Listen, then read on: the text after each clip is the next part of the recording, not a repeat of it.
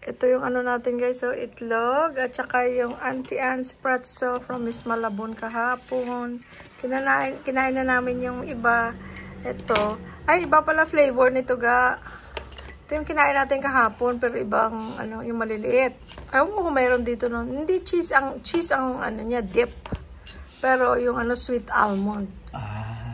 Dip. Dip lang yun. Oo. Ito, cinnamon. Si Mr. Cinnamon ka eh.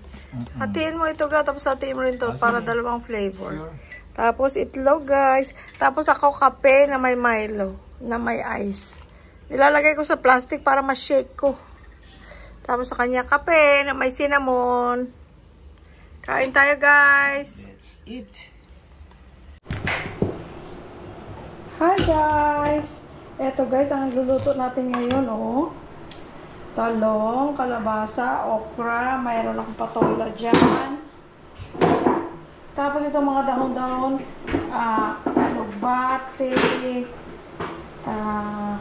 dahon ng sibuyas, tapos kangkong. Ilan lang yan guys, pero dalawa lang naman kami kakain, di ba? Galing din sa ating garden.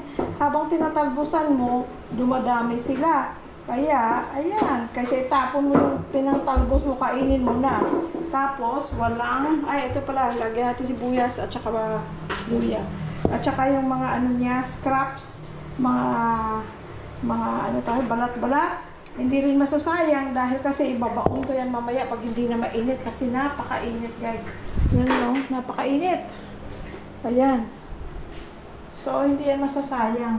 So, laswa guys, parang dinengdeng. Ayan, magpapakulo na tayo ng tubig na may luya at sibuyas. Tapos, piprito tayo ng bangos na marinated na daing, nabigay ni Paulo. Last na yan guys.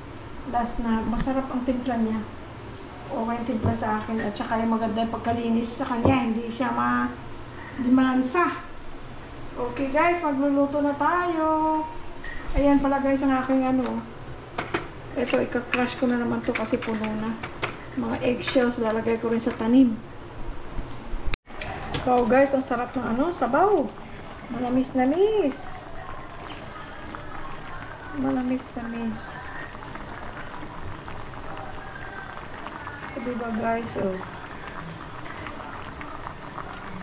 Sarap na sarap kami. Ganyang ulam lang. Happy kaming dalawa. Buti na lang magkasundo kami sa ganyan. Diba? Kasi kung ako lang o siya lang, diba? Magluluto ka pa ng ibang ulam. Lagay ko na rin to.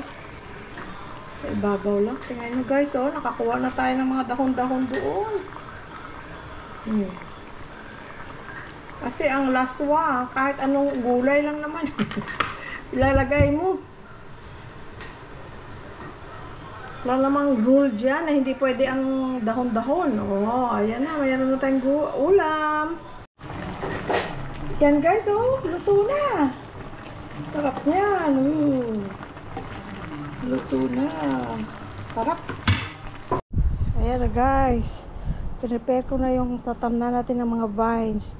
Yung isang rectangle na pot nandyan na may mga vines. Mga gulay doon din sa kabila. Tapos ito yung mga re-replant natin, kagaya nito guys, oh, mga sitaw. Yan, i-move ko yan, yung sitaw. Tapos yun, ayan. Sige guys, ayan na guys, mga sitaw.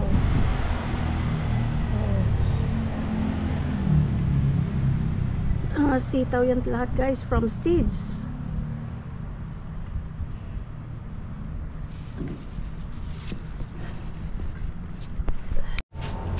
Tanim na rin pala guys ang yellow bell. Ayan, yellow bell din. Tapos yellow bell, blue ternate sa dulo, blue ternate. Tapos ayan, madilim. Tingnan natin kung on ang ilaw. Ayun. Hanggang doon lang. Ito lang guys.